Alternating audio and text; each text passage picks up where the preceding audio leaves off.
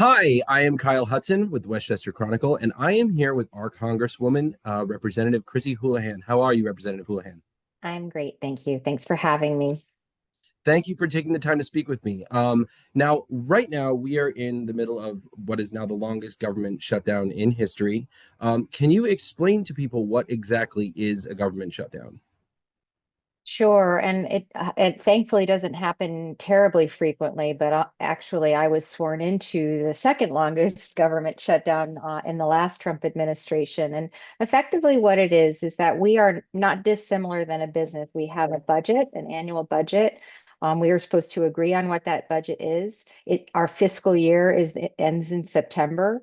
And we have what amounts to 12 different departments of the budget, and those are called the appropriations, categories.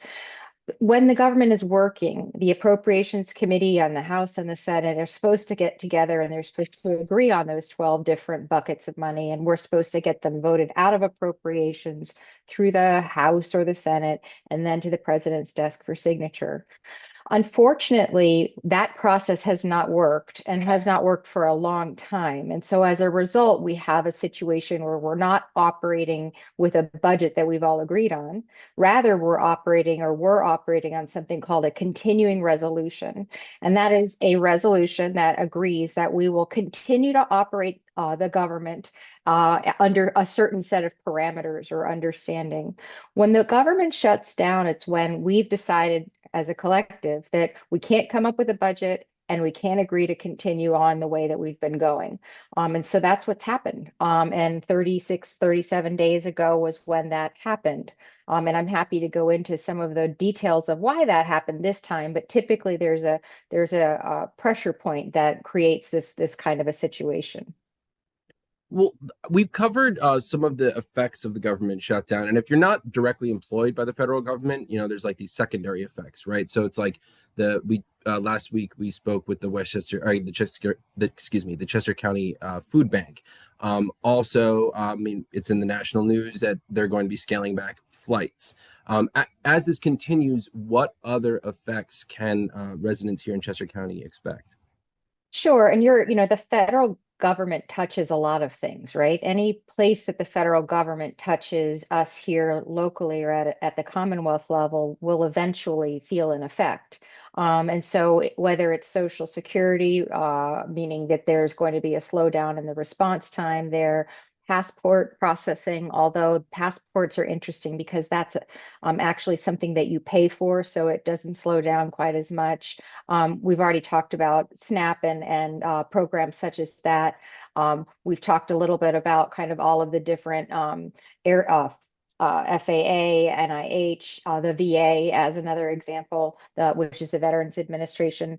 And so even though this community doesn't have a ton of federal employees in it, and this community doesn't have a military base, on it, it doesn't mean that this community, our sixth congressional, isn't very deeply affected by this. And what I'm trying to do is balance the fact that this is very much not good for our community, but also the consequences of not stopping long enough to try to come to an agreement on healthcare would be more detrimental, in my opinion, to our community than having than having this conversation or kicking this can down the road. And so that's kind of how I've approached this shutdown concept. So yesterday, you made national news by confronting the Speaker of the House, Speaker Johnson, at a press conference. Um, Now, what did you want him to hear, and why did you feel like that was the only way that you could get that message to him? So, what I wanted, and this was an open press conference, and I was walking to work, and kind of occurred to me that I wanted to listen to what the speaker was saying because he holds a press conference every single day that he's in town during the shutdown.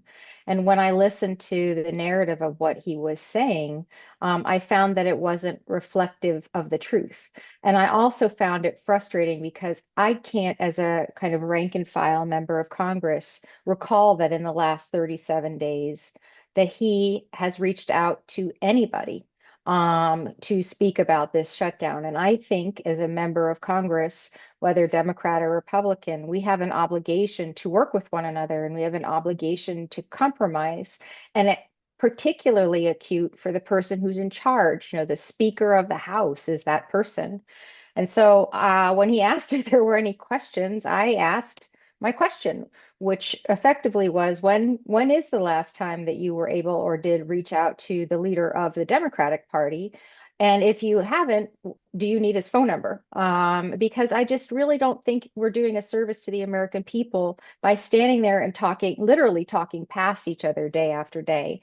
And there has been no opportunity in these 37 days for anybody to communicate with him, and he has made no opportunity to communicate with us. So, in your mind, what are the concrete steps that need to be taken in order for this issue to be resolved?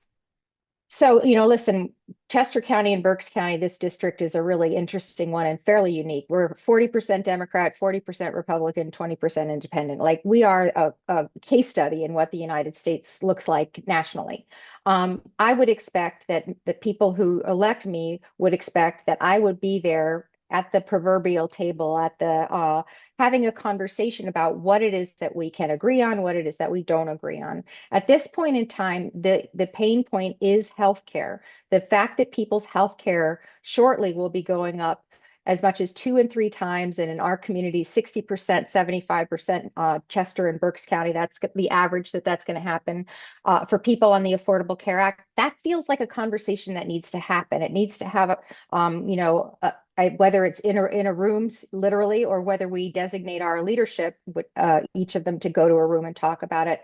I just don't understand why that hasn't happened. And the argument from the other side, so to speak, would say, like, listen, just vote to keep the government open and we'll talk about this later.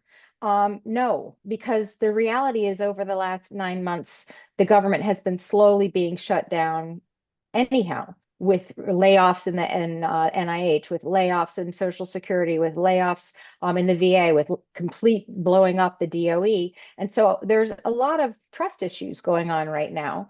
And so if we were in normal times, so to speak, where we could actually have those collaborative conversations, I think that we could kick the can for another 3 weeks or so. But we just can't do that any longer because this current administration hasn't demonstrated that they are trustworthy of that.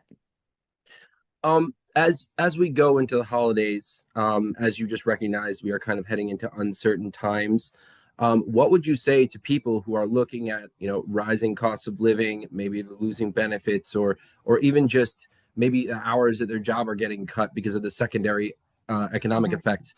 What do you say to those people? So I completely recognize that this is a very difficult time, and is in fact indeed inflicting pain on our community.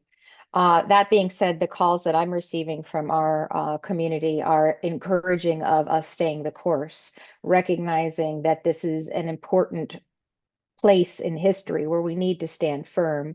We had a call from somebody just yesterday who said her healthcare costs were going from $106 a month to over $900 a month, and to please stay with it.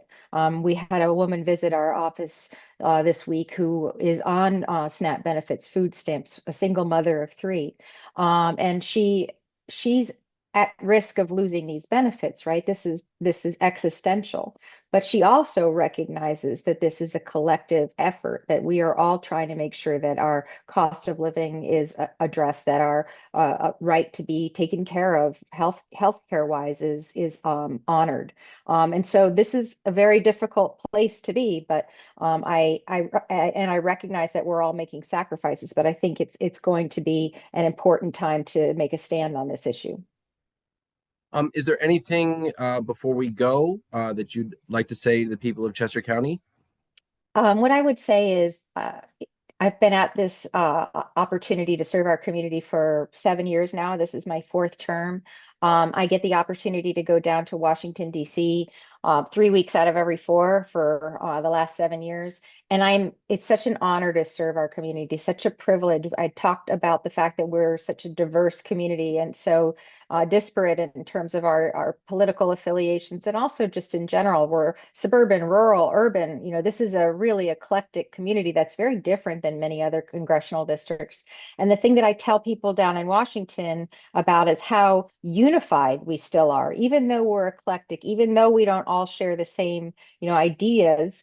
About 80-90% of things we agree on. We agree on the fact that we should take care of each other. We agree on basic human needs. We agree to treat each other with dignity and respect. And it's actually not a given that that's the way people are working in our country these days. But it is absolutely a given how Chester County and Berks County have chosen to address a very, very difficult part of our history right now. And so I'm very privileged to serve us. Well, thank you for your time, Congresswoman Houlihan. And also, I want to thank you for we reached out to you earlier in the week. Your office sent us some resources, and so we've shared them on our social media. Is there anything Terrific. you'd like to add to that list of resources that we shared? Yeah, I'm assuming that my office shared with you kind of the website and Blue Sky and Twitter and Instagram and all of those kinds of things. But I would highly, highly encourage people who are watching to subscribe to our newsletter. You have to sort of sign up to do that through email. And that is a content-rich opportunity to learn about what's going on in the federal government and how it affects us. And I think sometimes it's easy to sort of go down an information rabbit hole and not kind of find the source of information that you can rely on. And this particular newsletter has been award-winning in terms of how informative it is, and also I hope that people have an opportunity to read it and understand how the federal government is working for them. And if people want to reach out to you about this issue or anything else, how can they reach out to you? Sure. Our website is houlihan.house.gov and it is Houlahan. I can't tell you why my husband's family spells Houlihan oddly, but that's the name that I married into, and so it's Houlahan at Houlihan.house.gov is probably the easiest way to get to us. All right. Oh, Again, can I also offer that we have an office in Westchester and we have an office in Reading, and of course we have an office down in Washington, D.C. that we'd love you to visit as well. all right. Well, thank you again for all that information. I appreciate your time. Have a good Thank weekend. you. Thank you. You as well.